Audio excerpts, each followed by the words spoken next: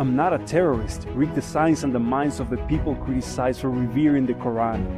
I'm not a terrorist. What I am is terrified by the flesh and blood supplied by a suicidal bomb that claims to seek a better world.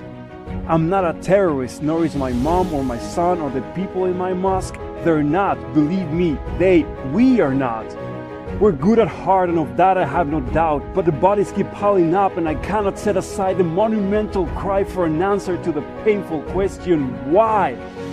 If our book is good and right, how can you kill a child and a mother and then shout that this madness is done in the name of Allah? We read the exact same words, so one of us must not be reading them right. You or I are both alike, but I know I'm not the one, cause I feel a cutting knife in the corner of my mind when I question what I've known, strong as brick and stone from the moment I was born. Or was it later on, when I was still a boy, that I believed what I was told? I love my father and my mother. They would never try to trick me, so when they told me trust the Prophet, I know that they were honest, just as I am honest now. But if my parents formed my conviction and their parents caused this condition, then when did all this cycle start and for what reason? So it's back to the books and what they are about, and this one talks of a man whose name I can write but whose face I cannot draw. He teaches kindness and compassion, and that fills my heart, but I also must admit that if I read every beat, I do find here and there that his choices and his actions many times are not aligned with how me and my brothers act.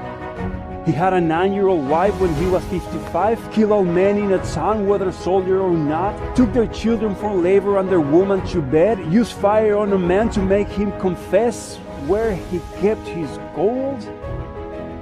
And when you run across the Quran writes, those who believe not in your God Allah, strike their necks until you have killed many of them by your hand.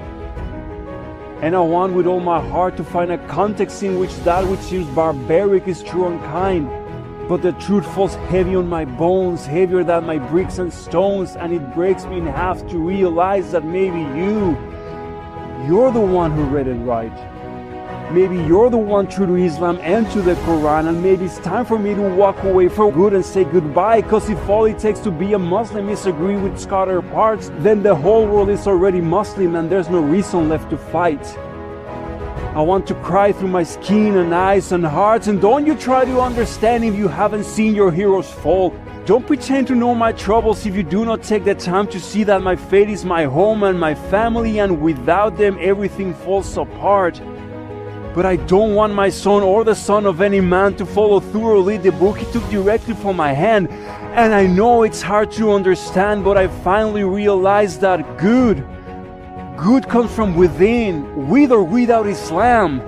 It's not your faith that makes you care about your fellow woman and man. It is you. It has always been you pushing your faith from behind. People want a better world and they fight for what they think is right. And yes, I'm even talking to you in the self-exploding car, because the world needs your courage and your determination, but you're just pointing in the wrong direction.